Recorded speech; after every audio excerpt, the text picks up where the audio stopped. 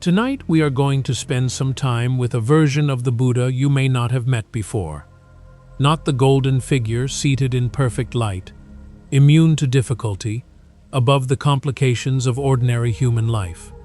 The one who sat in the dirt and made mistakes and felt the weight of decisions that could not be undone and watched people he loved suffer in ways he could not prevent.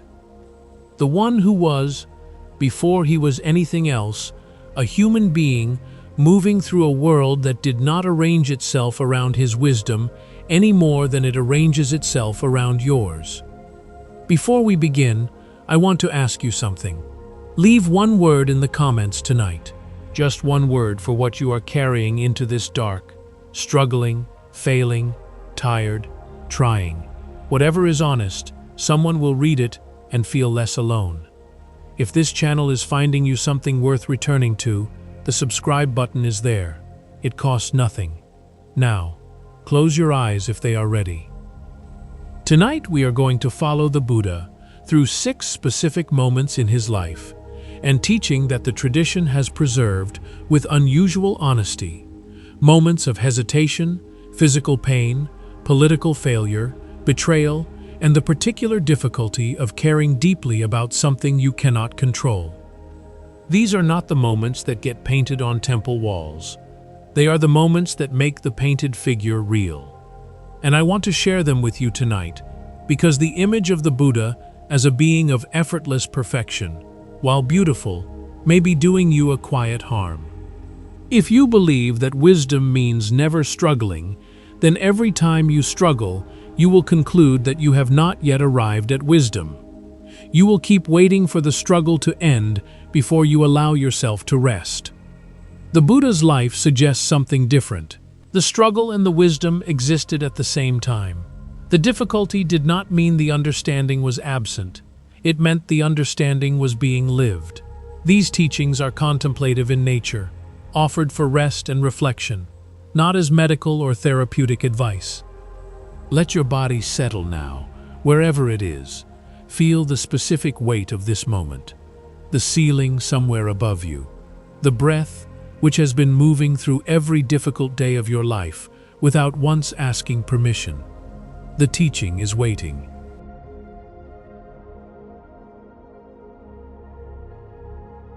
In the weeks after the night under the Bodhi tree, the Buddha did not immediately begin teaching. He sat.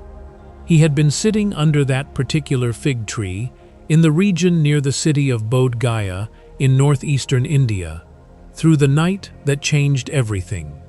Something had settled in him that nothing had been able to settle before. The question that had driven him from the palace at 29, the 6 years of extreme practice in the forest, the moment of receiving a bowl of rice from a young woman named Sujata, and understanding that neither indulgence nor punishment was the path. And then the long night itself, the approaching of every doubt and fear the mind could produce, and the hand touching the earth, and the morning star appearing above the eastern horizon. He was, by the understanding of the tradition, fully awake, and he sat with what that meant for weeks. The Pali Canon, the oldest surviving collection of the Buddha's teachings, records what he thought during those weeks with a frankness that is, once you notice it, startling. The text called the Arya Pariyesana Sutta, or the Noble Search, preserves his thinking directly. He had seen something. He had understood something about the nature of suffering and the way through it that he had not understood before, and that he believed, based on everything he had observed about human beings in his 35 years of life, almost no one was ready to hear. The truth he had found was, as he put it himself, deep, hard to see, hard to realize, peaceful, refined, beyond the scope of conjecture, subtle, to be experienced by the wise. And human beings, as he had observed them, were fond of attachment, delighted in attachment, entranced by attachment. For such people, he thought, it will be exhausting to teach. It will be hard to be understood.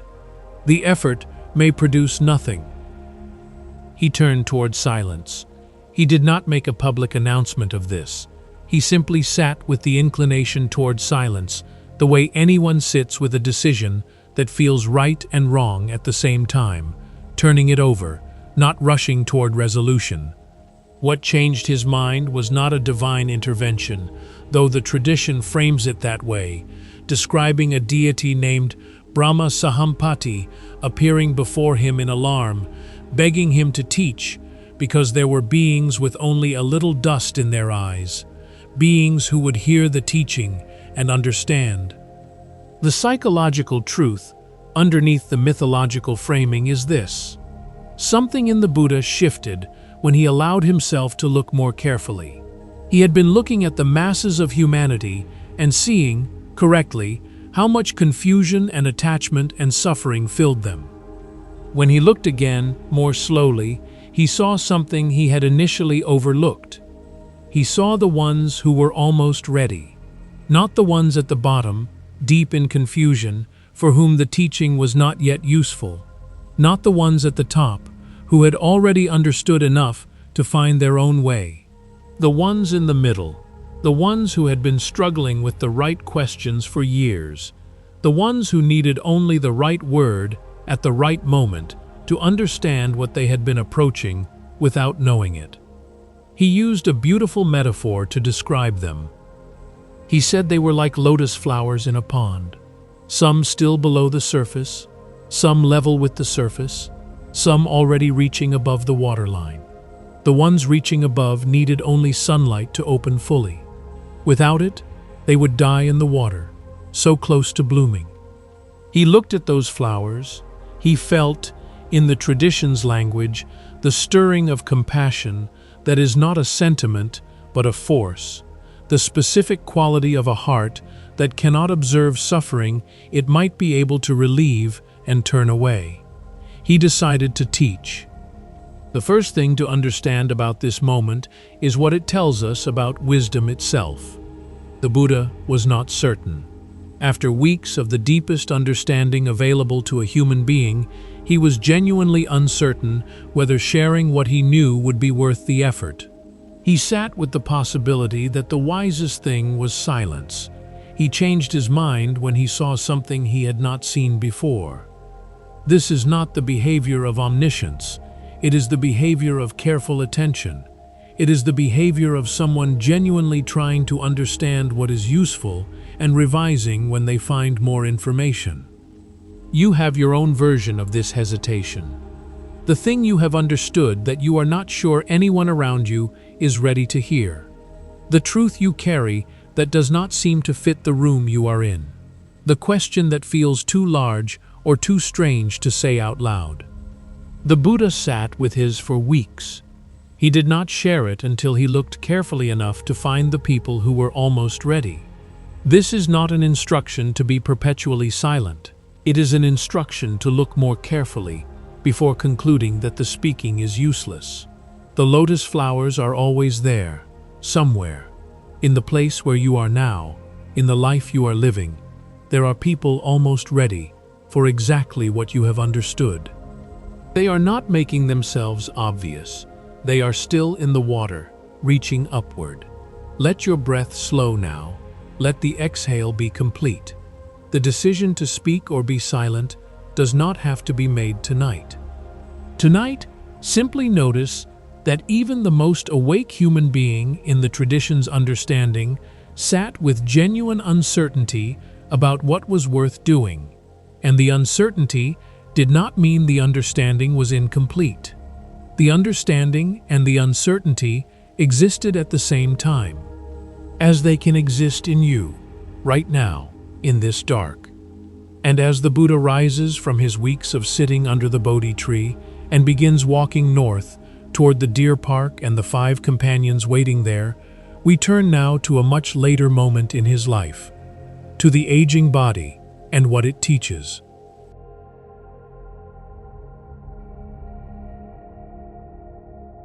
The Buddha lived until he was 80 years old. This is a fact that is easy to pass over, but it deserves attention. 45 years of teaching. 45 years of walking from village to village in the dust and heat of northern India, eating one meal a day from whatever was offered, sleeping on whatever surface was available, conducting conversations and giving teachings, and managing the growing community of monks and nuns and lay practitioners that gathered around him. 45 years in a body. And the body, as it does, became increasingly unreliable. The Pali texts record specific moments of physical difficulty, with a plainness that is unusual for sacred literature. In the Sekapatipada Sutta, the middle-length discourses number 53, the Buddha was in the middle of teaching a large assembly of people from the Sakya clan when his back began to pain him severely. He could not continue. He did not disappear behind a miraculous recovery. He did not invoke any power to override the pain.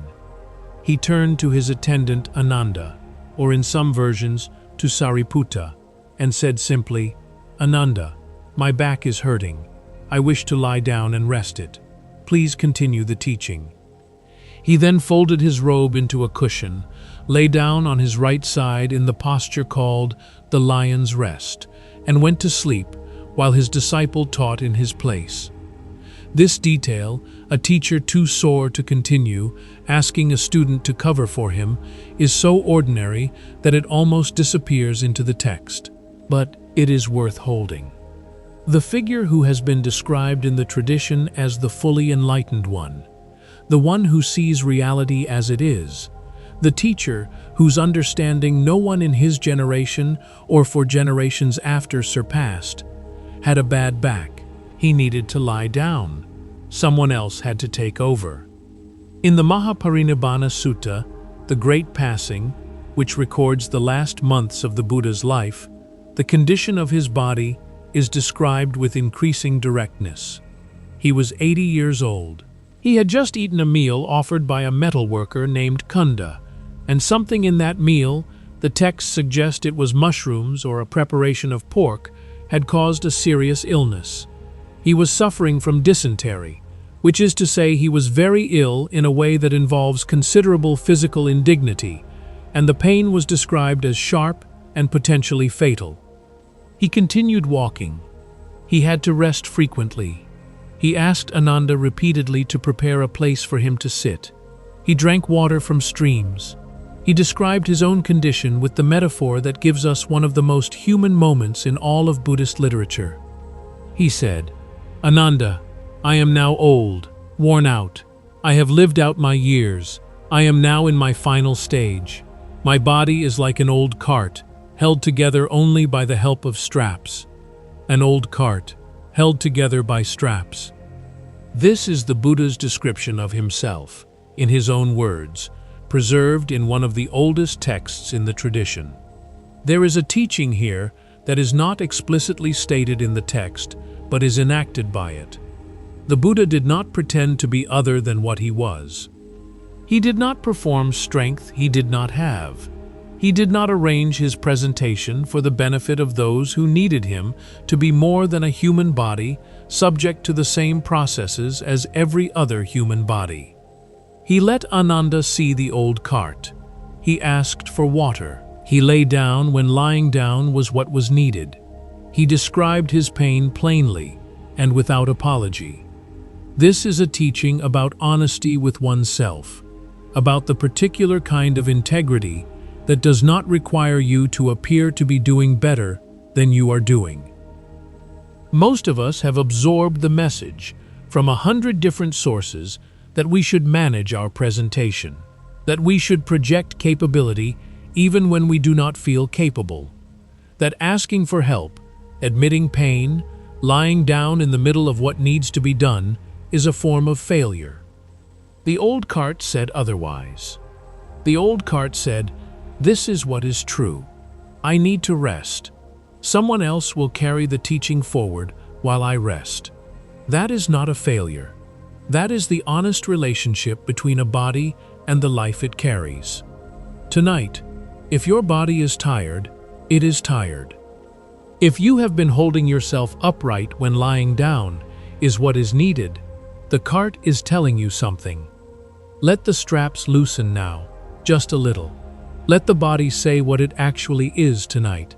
Not what it needs to be tomorrow, what it is right now. Heavy, tired, held together well enough. Still carrying you, still doing its work. And as the old cart rests by the roadside, and Ananda brings water from the stream, we travel now to one of the hardest things the texts record about the Buddha's work as a leader. The moment his own community would not listen.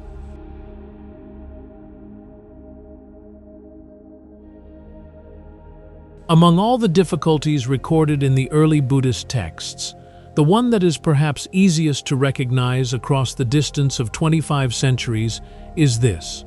The Buddha tried 3 times to stop his own students from arguing, and they told him politely but clearly to mind his own business. The event is recorded in the Kosambhya Sutta, the middle-length discourses number 48, and in the Vinaya Pitaka, the monastic code. It happened in a city called Kosambi, which was one of the major urban centers of northern India in the Buddha's time. A monastic community had settled there, and it had divided itself into 2 factions over what began as a very small thing. One monk, a specialist in monastic discipline, had used water in the bathroom and had not emptied the vessel properly afterward. Another monk, a specialist in doctrine, considered this a technical violation of the rules and said so. The first monk disagreed. Both monks had supporters. The supporters argued on behalf of their respective monks. The argument escalated.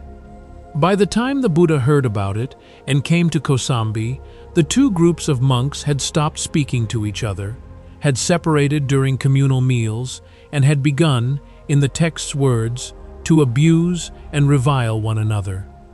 The Buddha spoke to them. He told them a story about a king who had once preserved his kingdom from invasion, not through force, but through patient, conciliatory wisdom. He urged them to remember the purpose they had gathered for.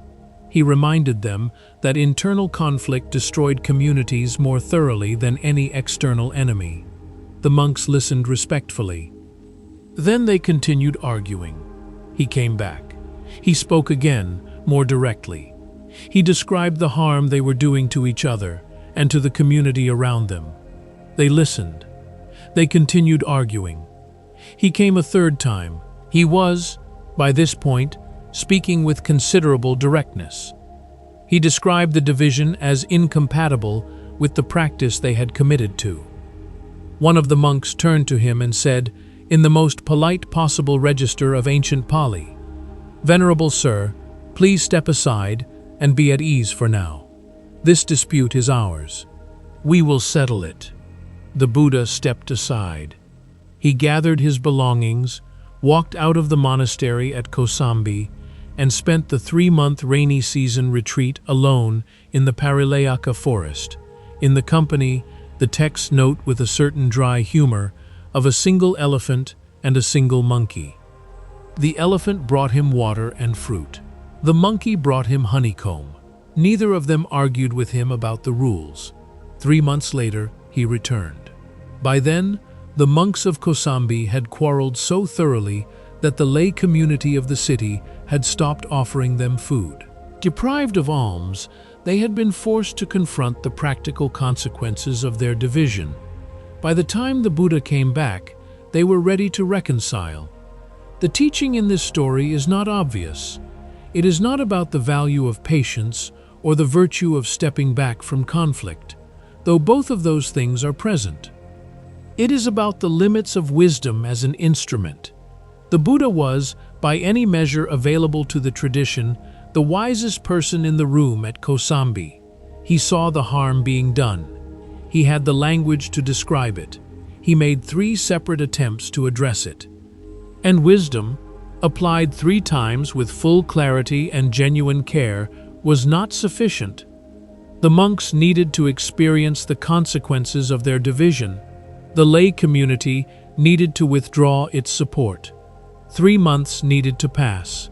None of that could be replaced by the Buddha simply being right about what was happening. This is a teaching about what wisdom cannot do. Wisdom cannot make other people see what they are not ready to see. Wisdom cannot override the particular stubbornness of a mind that has committed itself to a position. Wisdom cannot shorten the time it takes for consequences to ripen into understanding. Sometimes the most useful thing a wise person can do is step aside and let the consequences speak. Most of us know a version of the Kosambi moment, the conversation you have had 3 times with someone you care about, offering the same clear perspective each time, watching it fail to land each time. The situation you can see clearly that others in it cannot see yet. The moment when continuing to try to help is no longer the most helpful thing. The Buddha went to the forest. He did not go in defeat. He went because the forest was where he could be useful, and Kosambi, in that moment, was not where he could be useful. Let your jaw release now. Let the chest open on the exhale. There is something you have been trying to fix that may not be yours to fix tonight. The monks of Kosambi eventually came back. They found their way, not because the Buddha made them, because the time for understanding had finally arrived. And as the Buddha sits with his elephant and his monkey in the Parilayaka forest during the long, quiet months of the rains retreat, we travel now to the most personal difficulty the texts record, the one that came not from strangers or difficult monks, but from his own blood. The Sakya clan was the family into which the Buddha had been born. When he had been Siddhartha Gautama, before the Bodhi tree, he had been a prince of the Sakyans, the son of the ruler of a small kingdom in the foothills of the Himalayas, in what is now southern Nepal. He had left that life at 29. He had returned, after his enlightenment, to teach his own family, and his father, his son Rahula, and many others from the Sakya clan had eventually taken up the practice. The Sakyans were his people, the land of his childhood, the community that had shaped him before he knew what he was being shaped toward. They were destroyed in his lifetime. The account appears in several early texts, including the Dhammapada commentary. A king named Vidudaba, who ruled the neighboring kingdom of Kosala, had a grievance against the Sakya clan that was partly political and partly personal, rooted in a series of events involving an insult to his family honor that the Sakyans had been too proud to address properly. He decided to march. The Buddha learned that an army was coming, and he did something that was, in the context of a teacher who normally remained above political affairs, remarkable. He went and sat on the road, not in the path of the army in a dramatic gesture of self-sacrifice. He sat beside the road, under a particular tree, on the route the army would travel. When King Vidudabha reached him and asked why he was sitting under a withered tree when there were fine trees with shade nearby, the Buddha said only, "The shade of one's kinsman is cool." The king understood that the Buddha was asking him to turn back without asking directly. He turned his army around and went home. The army returned a second time. The Buddha was on the road again. The same exchange. The army turned back again. A third time. The same. The army turned back. On the fourth march, the Buddha looked deeply into the situation with the quality of perception the texts attribute to him, and he understood something he had not wanted to understand. The karma of the Sakya people had ripened. The conditions that would lead to their destruction had accumulated across many years of their own choices and actions. The king's army was not the cause. It was the final form that a long-developing consequence was taking. He did not go to the road a fourth time. He went back to where he was staying, and he sat, and the army passed, and the Sakya kingdom was destroyed. The texts record that afterward, the Buddha said to the monks around him, "Today my back aches." He lay down to rest. One sentence, one physical symptom.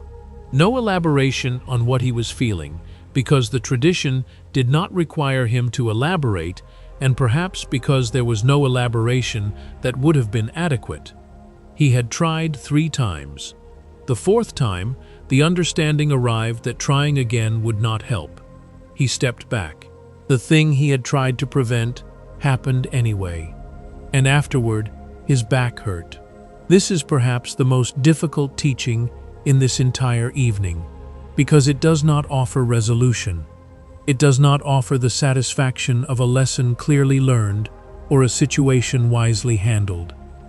It offers only this: sometimes the thing you most want to prevent will happen anyway, and the wisdom in that moment is not a power to stop it.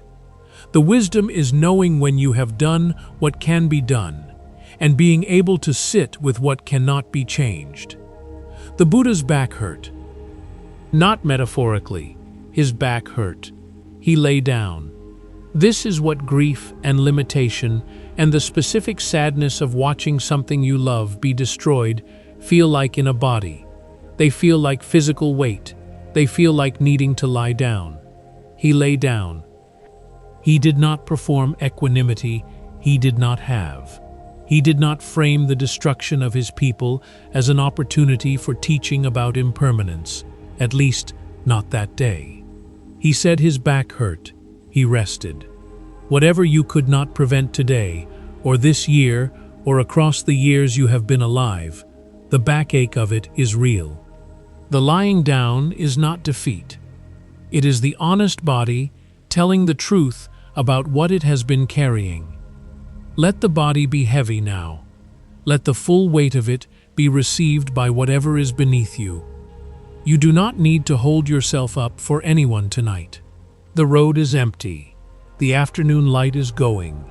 And as the dust settles on the road to the Sakya country and the Buddha lies down in the growing dark, we come now to something quieter, to one of the most unusual moments in the record of his teaching, the night a king came to him unable to sleep.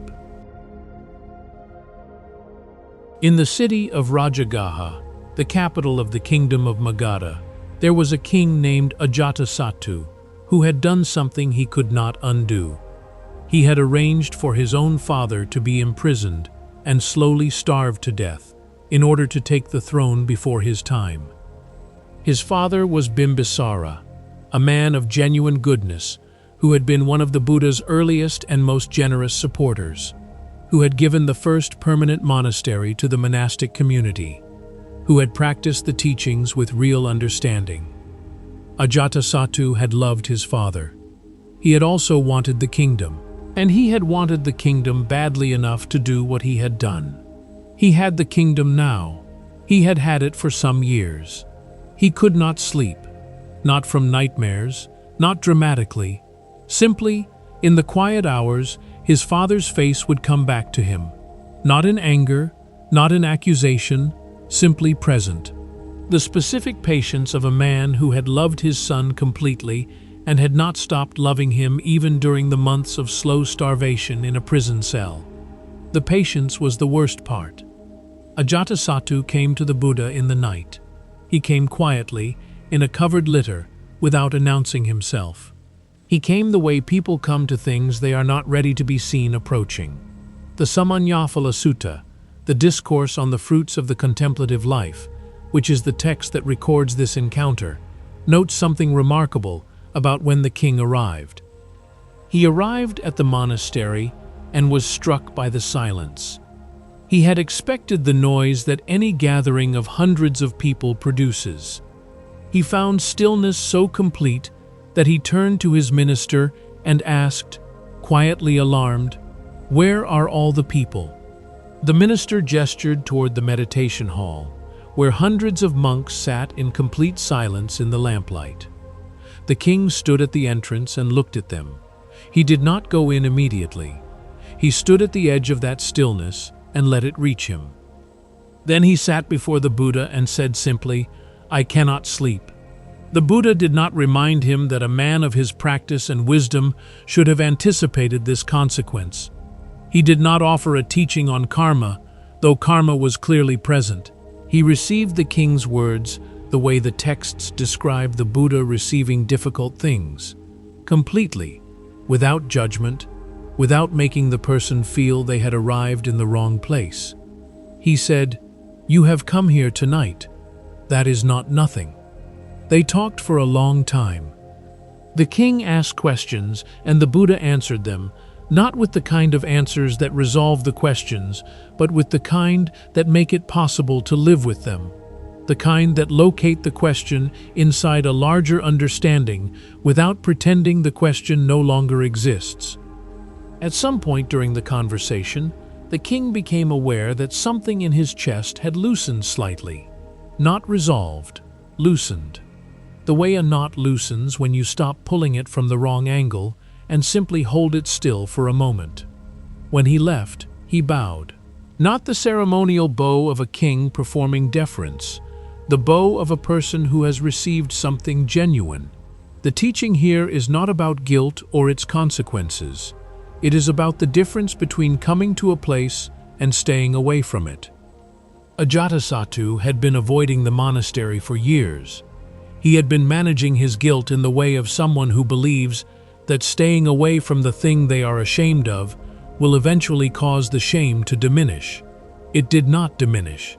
It had become the shape of his nights. When he finally came, nothing was resolved. His father was still dead. The facts of what he had done did not change. But something loosened. This is available to you tonight.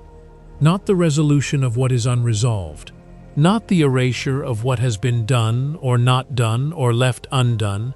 Simply the loosening that becomes possible when you stop pulling the knot from the wrong angle.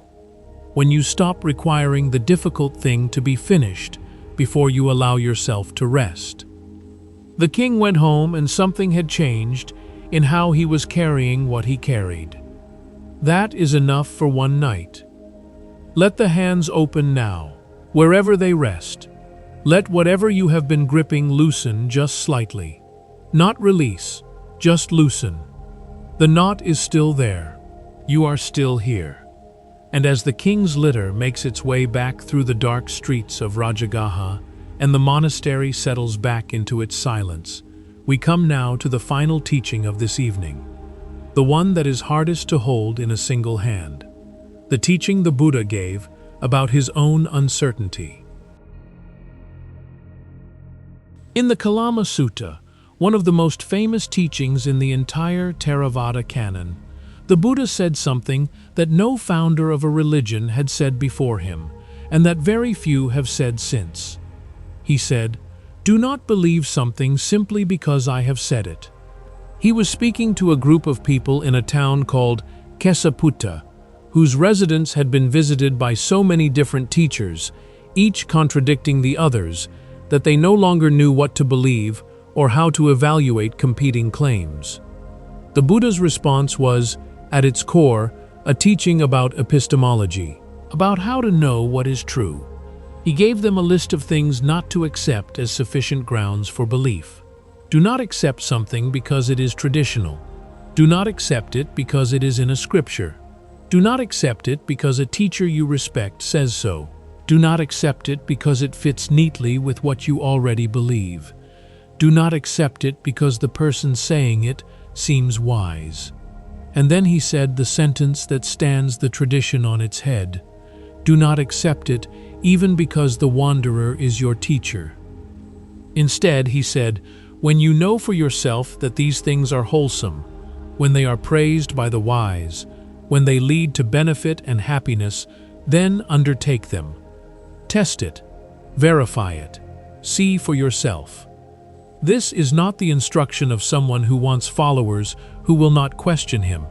It is the instruction of someone who believes the teaching can survive scrutiny and wants it tested rather than accepted on faith. And it places a remarkable weight on the individual. You are, in this teaching, your own final authority on what is true in your own experience. Not a text, not a teacher, your own observation of what actually works. What this teaching reveals about the Buddha himself is that he was not operating from the comfortable position of someone who has achieved certainty and wants others to accept that certainty on his authority. He was operating from the position of someone who had found something through direct experience and trusted that direct experience enough to say, "Go and find it yourself. Don't take my word for it." There is a kind of confidence in this that is very different from authority. Authority says, "Believe me because of who I am." The Kalama Sutta says, "Don't believe anyone, including me. Find out." Later in the tradition, this teaching is extended in a text sometimes attributed to the Buddha, in which he describes his own teachings as a raft. A raft is what you use to cross a river. Once you are across, you do not carry the raft with you. You leave it on the bank. The teaching is the same. It is a tool for crossing. It is not the other shore. A teacher who describes his own teaching as something to be left behind once it has served its purpose is doing something unusual. He is telling you that the destination is not his teaching. The destination is yours. What does this have to do with tonight? You are lying in the dark, at the end of a day that was what it was, carrying whatever you are carrying, and somewhere in you there is probably a version of the question those people in Kesaputta were asking. Who do I trust? What is actually true? How do I know what I know?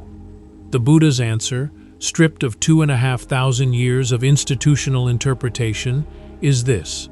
Look at your own experience, not what you have been told to feel, not what a text says you should be feeling, what is actually present in your own body and mind right now. The breath moving, that is present. The weight of the body against the surface beneath it, that is present.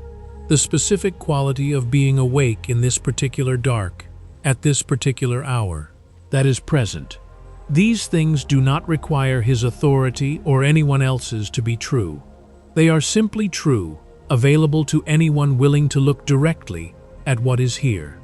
This is the most minimal teaching in all of tonight's stories, and in some ways, the most complete. Look at what is here. Not what should be here, not what will be here tomorrow.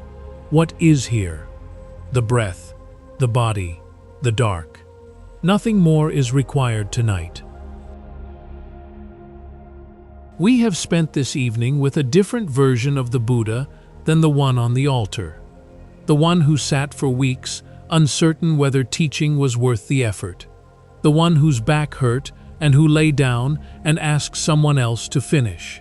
The one who tried 3 times to stop his own monks from arguing and was politely asked to step aside. The one who sat by the road 3 times and could not prevent the destruction of his own people. The one who sat in the dark with a sleepless king and offered not resolution but presence. The one who told his own students not to trust him. 6 moments. 6 specific and documented instances of difficulty, limit, and honest uncertainty in the life of the most celebrated figure in one of the world's great traditions. I am not sharing these to diminish the tradition or the figure.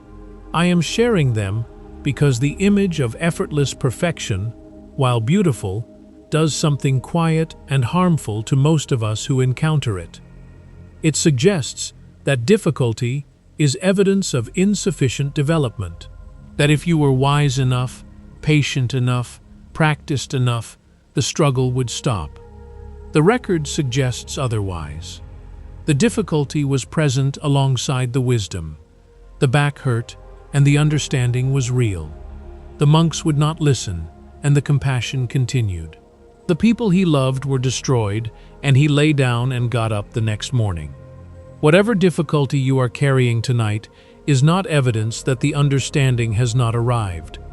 It may be the understanding itself, being lived in the only way understanding can be lived. In a body, in a world, with other people, none of whom have arranged themselves around your wisdom any more than they arranged themselves around his. Let the names dissolve now. The deer park, and the old cart, and the monks of Kosambi, and the road to the Sakya country, and the sleepless king, and the people of Kesaputta. Let them return to the silence they came from. What remains is what was always here. The breath, moving without your management. The body, resting in whatever has received it tonight. The particular dark of this specific hour in this specific room. None of it requires your assessment or your effort or your understanding to be exactly what it is. Just this: if sleep is reaching for you, let it come. The teaching will find you wherever you are. The old cart knows how to rest. Good night.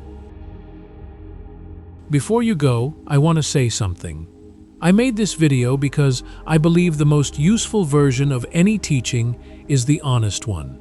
Not the one that makes the teacher seem above difficulty, but the one that shows how difficulty and understanding coexisted in the same life.